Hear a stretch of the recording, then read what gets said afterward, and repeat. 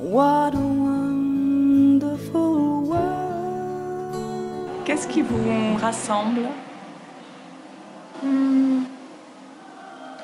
Je dirais quelque chose de très immédiat dans la présence à ce qui est, dans la simplicité, comme si on avait très très peu de filtres en fait, voire pas du tout. Voilà. Quelque chose comme ça. Je sais pas si tu ressens ça aussi. Et est-ce que ça veut dire que finalement dans une rencontre ordinaire, il y a des filtres, et c'est quoi ces filtres? Peut-être qu'en définissant le filtre, on va arriver à savoir ce que c'est que le non-filtre. Je pense que lorsqu'on est en société, il y a beaucoup le personnage qui est là, qui prend le dessus pour dire des choses. Même si cela n'est pas cru complètement. Mais de plus en plus, de toute façon, la vie se fait sans ce personnage. Mais de rencontrer quelqu'un avec qui, justement, je sens vraiment, je rencontre en Souyin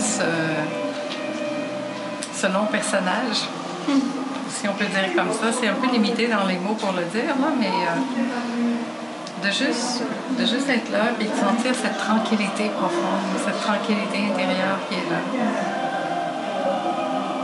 Cet amour qui est là. Du coup, quand vous vous rencontrez sans filtre, vous vous rencontrez à quel niveau? Alors, au niveau de cette vibration de présence, de pure être-té, on est, voilà, il y a ce...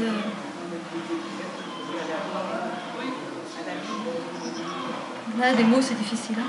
Mais c'est reconnaître en cette forme, Ginette, au-delà de la forme, ce que je suis moi aussi, et de façon très immédiate. C'est-à-dire que, par exemple, une personne, comme tu disais, on va dire ordinaire, même si j'aime pas cette façon de le dire, je vais pas forcément voir cette être-té immédiatement. Il y a d'abord tout le filtre de ce que la personne croit être qui transparaît. Mais aujourd'hui, je perçois vraiment ça comme un cadeau. C'est un moment de tendresse pure, de pur bonheur, de pure joie. Et je peux même pas l'expliquer, c'est comme ça, c'est tout. Oui. Et c'est vrai que quand les cœurs se rencontrent, quand on rencontre les êtres directement au niveau du cœur, c'est ça qui se passe. Il n'y a plus d'étape à passer pour rencontrer l'autre. Il y a ça. Voilà, c'est ça. Il y a ça qui est vu, ça qui est rencontré. Puis à la fois, c'est hyper simple. Moi, on ne ressent pas, je pense que c'est pareil pour toi, de besoin de séduire ou de plaire à l'autre. Hein, d'accord? Donc ça, c'est une grande part du masque social. Et là, ça, c'est pas là du tout. Je suis comme je suis, comme je suis dans la forme, comme elle se manifeste. Et ça n'attend pas de reconnaissance. En fait. Donc, pour rencontrer l'autre dans cette authenticité, voilà, pareil, il faut soi-même peut-être déjà se libérer de ce besoin de validation de regard de l'autre.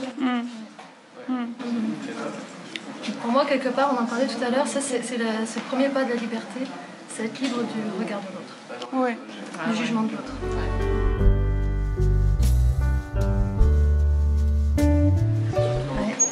Voilà, alors, en ce moment, la façon dont je vois ça, parce que ça peut beaucoup bouger, mais en ce moment, c'est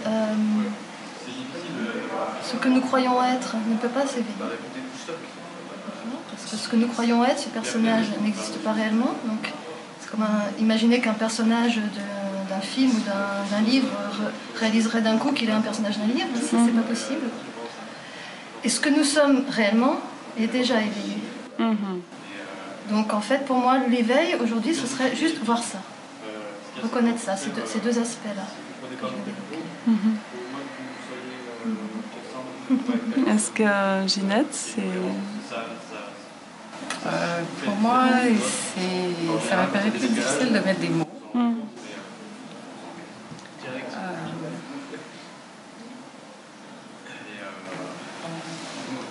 Je crois que chaque être humain,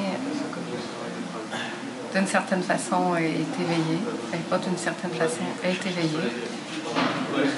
Mais la seule différence, c'est qu'on le sait ou qu'on le sait pas, ou qu'on le sent ou qu'on le sent pas. Parce que pour chacun, c'est pareil. Il n'y a pas de différence, en fait, d'autre que